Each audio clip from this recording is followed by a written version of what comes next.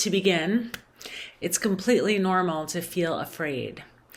I notice when I'm working with someone that often there can be a resistance or disbelief, like, I'm not scared, but we're all scared. And in fact, our world is trying to make us scared all the time. Advertisements that tell us, we're going to miss the boat, or be afraid of this other country, or be afraid of your neighbor. And then we have all these fears in our minds about, does this person like me? Am I making the right decision? It's sort of perpetual. So fear is in us. And the fear inventory is a tool that helps you clear the fear and externalize it so that you can have more access to what you really want. The idea is that we get so clogged up with fear, often repetitive thoughts that say the same thing over and over again. And we're listening to that tape loop more often than being at peace and tuning into the wellspring of desires that we actually have behind all those fears. So to get to what you really want, we have to walk through fear. And I call it dancing with fear, because it's like having a new relationship with your fear. Instead of it letting it block you, you're going to learn to dance with your fear by writing a fear inventory. So I'm going to break this down step by step for you. It's a very practical tool. I've used it when I was completely paralyzed and unsure about what step to take in my life, when I was buying plane tickets, canceling them, and needed to take a bold decision. I did the fear inventory. In fact, if you do the fear inventory a lot in your life, you can become supercharged because you're dealing with your fear. It makes you stronger. Here we go. Choose a topic. So you don't want your fear inventory to be about everything in your life. That would be overwhelming. We want to pick one thing. So it could be conversation with my boss. It could be writing this book. It could be talking to my sister, for example. So make it specific. And you can, we'll come back to how you use the fear inventory, but the main point is here, make it specific. That's step one. Write the topic and underline it. Now you are going to write under there your fears in a very specific way. You're going to say, I have fear that. So I have fear that I will write this book and everyone will hate it. And I will hate myself. So you'll notice I could have just said, I have fear that I'll write this book and everyone will hate it. The power move at the end was adding on that part, and I will hate myself, because that's the part I actually have control over. So when you're writing your fears, you're going to just let it rip. You're going to go for as long as you have fears. And if you think you've emptied them out, you probably haven't. So really sit with yourself. I say give 10 to 15 minutes is usually a good amount of time. So yeah, I have fear that I will write this book and no one will buy it. I have fear that I will write this book and it's just going to suck. And I'll feel like I wasted years of my life on something that's terrible. I have fear that I'll write this book and the people in it will be mad at me and I will lose these relationships and then I will judge myself. I have fear that I'll write this book and discover I was never a good writer. I have a fear that I'll write this book and it'll be very successful and then I'll have to be on Fresh Air and talk about it.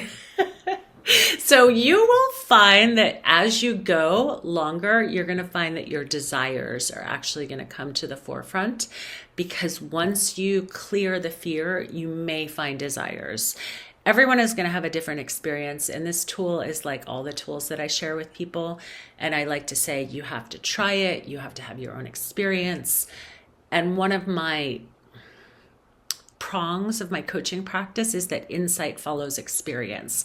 So you're not going to have a transformation or have a different experience just because you watch this video. You're going to have a different experience because you try to do a fear inventory. You do a fear inventory and you learn from it. And you might even keep doing it again. So you've been externalizing your fears. That's step 2.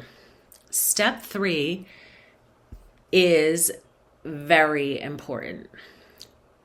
Cannot be ignored. When you get to the bottom of your fears and there's nothing else to say, you're going to switch gears and you're going to start writing a prayer. And the prayer is a creative act, and it is your chance to say, Dear Spirit, dear higher self, dear God, whatever language feels natural to you to use, please take their fears and in their place give me confidence, hope, belief that I can navigate any challenge that comes my way as I write and publish this book, for example. As you get going with your fear inventories, the more specific you become about what you want to pull in in exchange for the fears, the more you're going to be able to shift yourself toward what you want. Because ultimately in this dance of fear, it's about externalizing the fear so you can get to the energy of that which you want. And the prayer is a key move, because otherwise you're stuck in the fear energy. The prayer takes you into closing that for the moment and turning to what I want. So now that you've written your fear inventory, what do you do with it? This is going to be personal to you. You have options. A, you could just never look at it again. That would be fine. B, you can read it over and see what you discover by reading it. 3, you could tear it up. I won't tell you to burn it because we have too many fires in this country and the world. But you have options. Many people do find it interesting to reread the fear inventory and to sort of feel the experience of having that externalized on the page.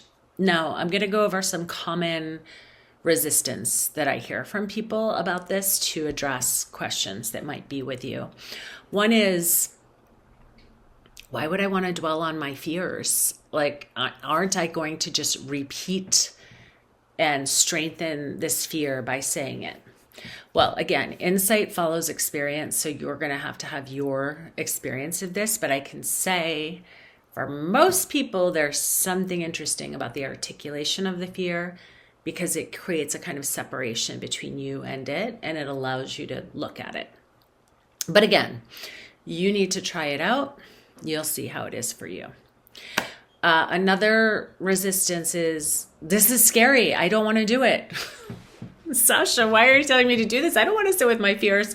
You're right. It does take courage to do this. And that's maybe the trippy thing, that the people who have courage are the ones who will do the fear inventory. Because as with many things in life, it's easy to stuff them down. It's easy to pretend it's not there. But then we're being run unconsciously by things because we haven't given them attention. This is similar to what Jung would say about the shadow. And the fear is a kind of shadow.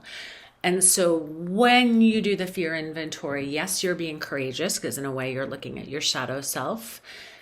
And then you're seeing yourself and you're deciding, how do I want to move forward? And that is what will be in the prayer. So is it scary? Yes. Is it worth it? I think so. I can tell you, for me, that people think that I'm a very brave person. I'm actually a very scared person. I have a lot of fear, but I have learned how to dance with fear, acknowledge it, and do things and create pathways. And that is what I hope the fear inventory is for you. If we're working on one-on-one, I've sent you to this video so you can hear this again and get whatever you get from it.